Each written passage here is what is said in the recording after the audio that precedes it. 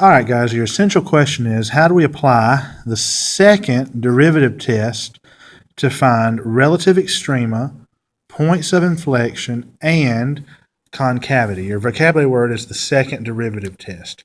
All right, just to review, remember we use the first derivative test to tell whether or not a function is increasing or decreasing. Remember, the first derivative test, if the derivative is greater than 0, then that means the function is increasing on the interval. If the derivative is less than 0, then that means it's decreasing on the interval. So now we're going to be looking at the second derivative test. Now, before we get into the second derivative test, let's talk about concavity. Now, in concavity, you can have two things going on. You can either have concave down, which is where it looks like it's going down, or concave up, where it looks like it's going up. One way I remember it is concave up is the happy face, concave down is the sad face. So concave down is when the function is going down like this. Concave up is when it's going up like that. Now, here's your test for concavity. If the second derivative of your function is greater than 0, so if it's positive on an interval, then it's concave up. If the derivative is less than 0 or negative on an interval, then on that interval the function is concave down. So that's how you test for concavity. All right, now the procedure for finding the intervals on which a function is either concave up or concave down are listed right here. If you have a function that's continuous on an open interval AB, to find the open intervals on which f is concave up or concave down, first thing you got to do is find your critical numbers, but not your critical numbers of the function, the critical numbers of the derivative of the function. So in other words, you have to take the second derivative of your function. So whenever you think about concavity, make sure you take the second derivative. You're going to be looking for those critical numbers. In other words, where is the second derivative of 0, or where's the second derivative undefined?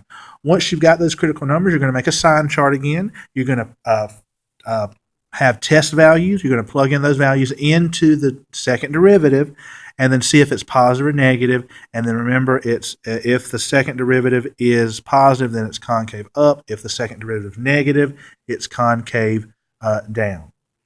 Okay?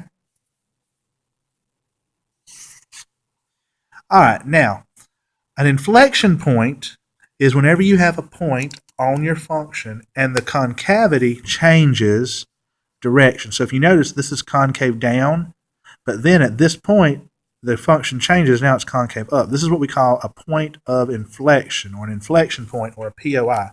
Basically, what it means is that if your second derivative changes sign from either negative to positive or positive to negative, then that's a point of inflection.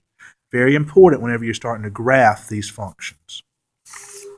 Okay, now, how is concavity related to your relative mins and maxes? In other words, your extrema. Well, if you notice with this function, if you notice the first half of this function is concave down, and if you notice it changes concavity right here. So this is a POI. So it's concave down, then it's concave up. If you notice, while it's concave down, a maximum occurs, and then if you notice where it's concave up, a minimum occurs.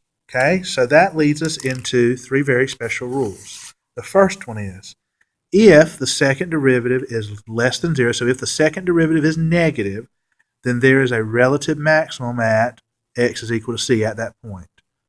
Okay, so the initial thing is let f be a function such that the first derivative at c is 0. So in other words, it's a critical number. So if the second derivative is negative, then that means that you have a relative max. Now, if the second derivative is positive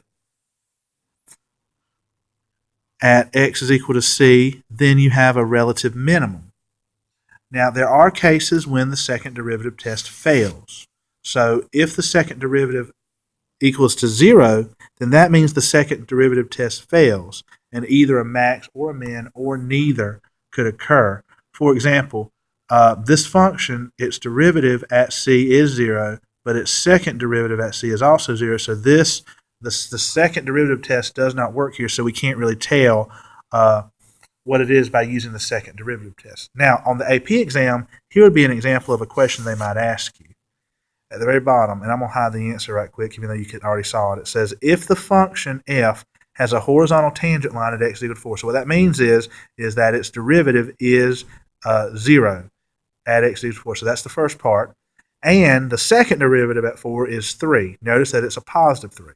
So that means the first derivative is 0 there, and then it's positive. The second derivative is positive there at 4. So what does that mean about it? Y is at f of 4. Since the second derivative is positive, then that means that it's concave up, right? Which means that it's got to have a relative minimum at 4.